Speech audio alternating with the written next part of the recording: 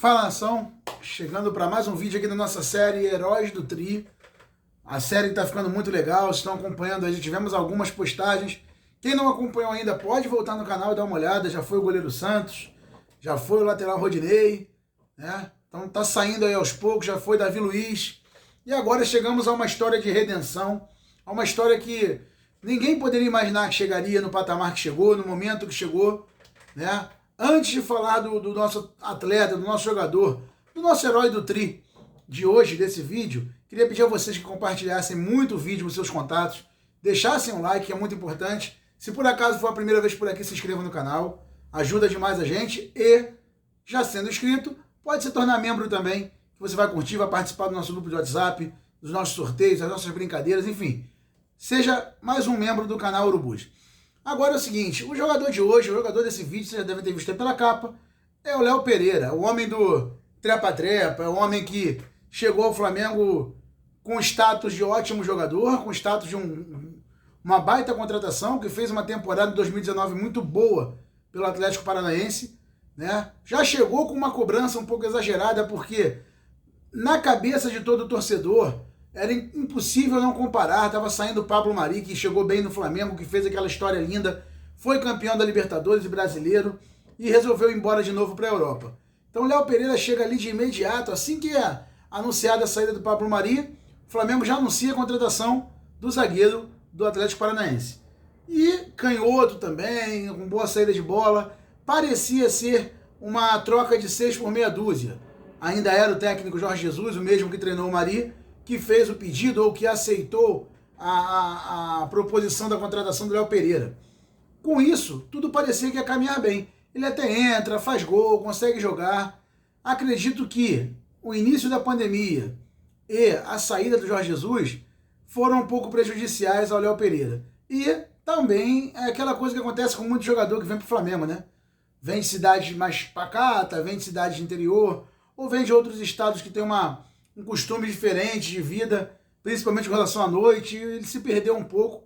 Ele mesmo, em uma entrevista ou outra que ele tem dado, falou sobre isso, não falou em detalhes, mas falou que teve dificuldade, que teve momentos em que teve que refletir e agradeceu a companheira dele que teve com ele o tempo todo, que não abandonou, enfim. Então o jogador que chega no Rio de Janeiro e demora a ter uma cabeça no lugar, complica. Mas eu sempre falei, e vocês que acompanham o canal sabem bem disso, que normalmente eu não dou ao jogador uma definição de que não serve mais ao Flamengo por conta de uma temporada. Uma única temporada não. Ainda mais sendo essa temporada em meio à pandemia, uma coisa que bagunçou todo o calendário que já não é muito bom, que bagunçou todo o planejamento, né? Lembrar que todo mundo fez pré-temporada em janeiro e tal, começou a pegar o embalo quando chega em março, corta tudo, opa, vamos ver como vai ser, fica em casa treinando, treina aqui, treina ali. Não dá pra dizer que é a mesma coisa. Pô, Vitor, mas foi pra todo mundo. Claro que foi pra todo mundo e uns sentiram mais do que outros. Tanto que o Campeonato Brasileiro de 2020, o Flamengo ganhou ali aos trancos e barrancos, na raça, na vontade, pra muitos na sorte, não importa, pra mim ganhou, né? E caiu na Libertadores, infelizmente, com um adversário que teoricamente era mais fraco, porque a coisa não estava andando muito bem.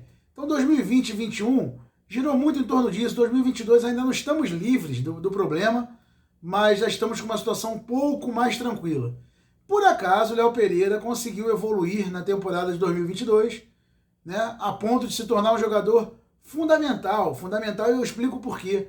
Um jogador que é o único zagueiro que nós temos canhoto, ou seja, aquela saída de bola pelo lado esquerdo facilita demais a questão do movimento. Já expliquei algumas vezes, até com um campinho aqui no canal, né, de saída de passe, quando você tem que dar um passe aberto, ou até engana a marcação, consegue iludir a marcação, esconder a intenção da jogada quando você faz um passe cruzado, um passe mais longo.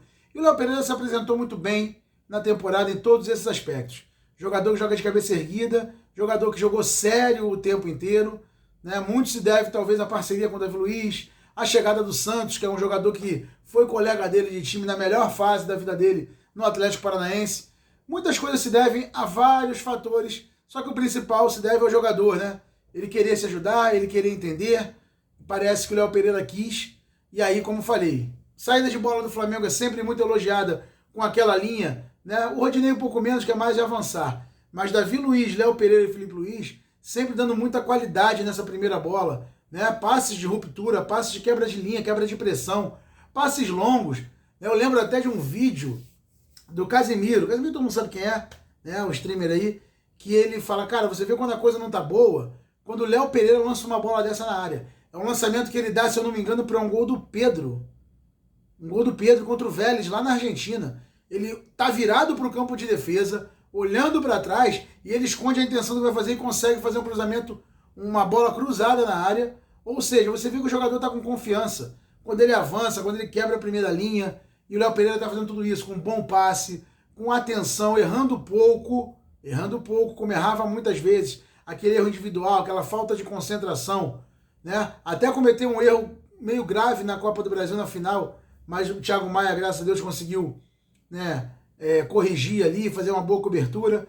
Os jogadores não vão passar 90 minutos batidos, de vez em quando vão cometer um erro. Mas é uma história de superação.